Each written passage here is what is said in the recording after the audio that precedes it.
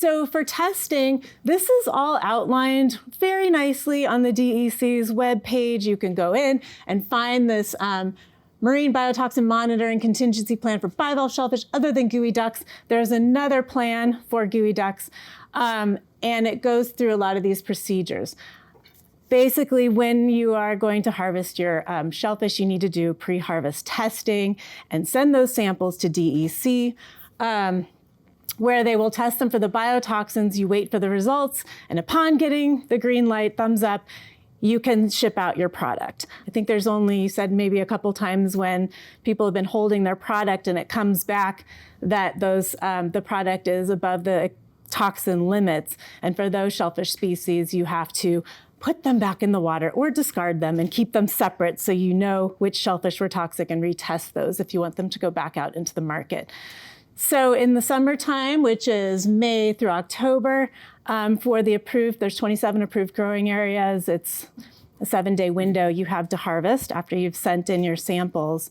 And in the winter months, it's once per calendar month. So if you're outside of one of those 27 growing areas and you don't have that 3-year history, I'm sure you heard that, your window is shortened to a 3-day period until you've had that history behind it.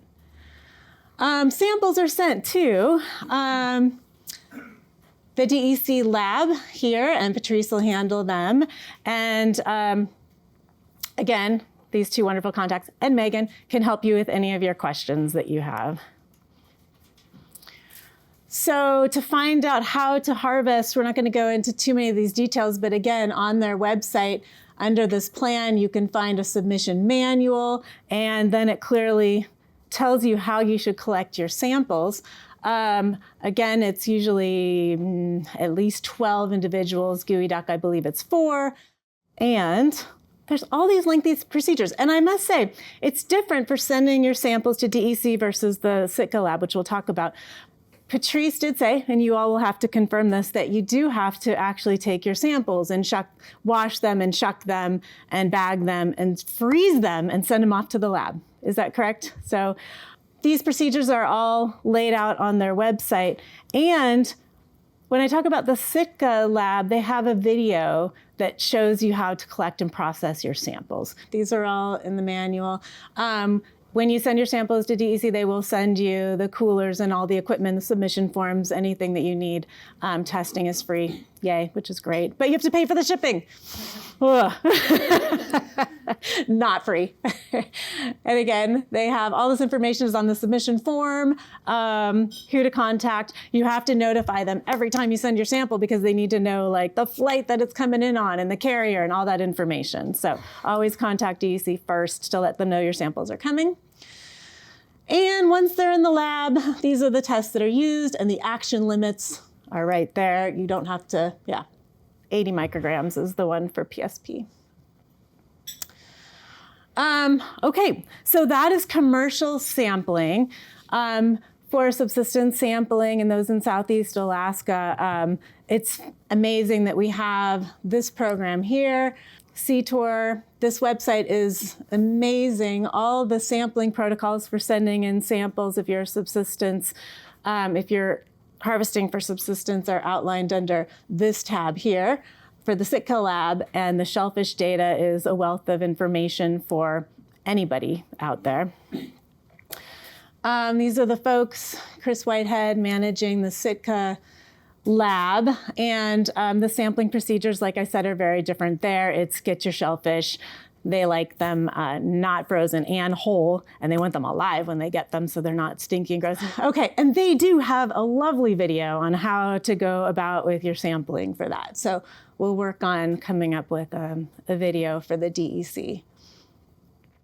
Okay, so from that website, you can also click on areas and you can see areas where there's alerts from the biotoxin data that has been submitted. You can also get onto the phytoplankton map, and so you can see some of the results that are out there. This is all very recent data, February 2026, hot off the press. All right, and it goes to the AU site where you can get on and see the phytoplankton monitoring. And again, that little resource tab on the top gives you these amazing HAB summary bioregion reports, which have tremendous amount of good information on them. You can click on the little circles, find out what's blooming out there. You can get some biotoxin data. I poked around a little bit to get some information off of it. And it's interesting because you can find, this is recent data here.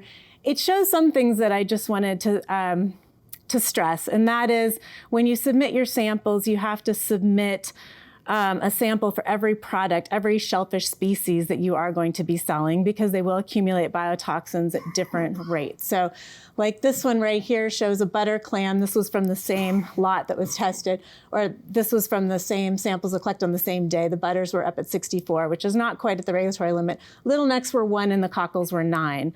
So certain species, of course, the butter clams are going to retain their toxins to higher concentrations, hang on to them longer.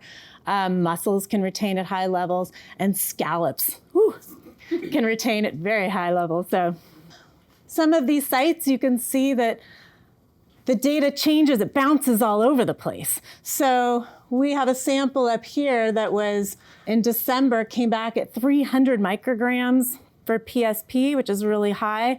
In December, and by January it was down to 50. So they can come and go quickly, and they're unpredictable. That's the main point here, is they can be very unpredictable. So that short window of testing is in effect because these things can change quickly.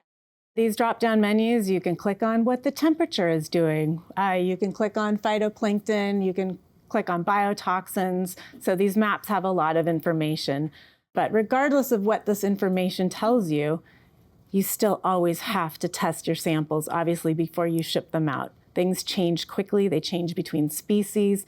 They change from one side of the inlet to the other. So you always have to test. Still, I think this information is really helpful. The phytoplankton information is really helpful in establishing long-term trends. You can even, after a period of time, maybe you know the hot spots of activity, which of course can always change. You know the seasons where things seem to crop up for your individual bay. Of course, they can always change. Phytoplankton will always keep you guessing, but the phytoplankton monitoring coupled with the toxicity data can be really powerful. So this is the HAB. This is what I submit my data to every week. But you can see now we have these plankton monitoring programs down here in Oregon, which the state is now paying for because of the last bloom that caught everybody off guard and people got sick. And they realized how important these plankton monitoring programs can be. And you've got HAB along the coast. You've got sound toxins in Puget Sound. You've got the whole Ketchimak Bay sampling that's happening up here, and the sea tour sampling. So it's a lot of plankton coverage. And again, yes, you can get these amazing documents with summary reports that are just incredible.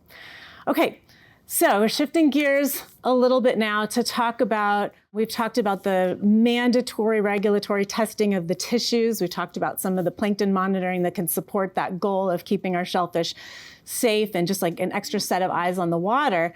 There's also some of these screening tools. It was the Gillette test strips I remember learning about, and now SensorReal has come on board. So these just seem really cool because you can now screen sort of a green light, yellow light, red light approach to screening your samples.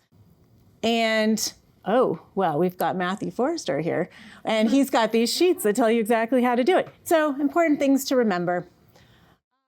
And I will, like HABs, I've been looking at plankton for at least 25 years now, and they're very unpredictable. You think you see these patterns, you think you see these trends, and they're good trends. It's important to have that historical data, but they will keep you guessing.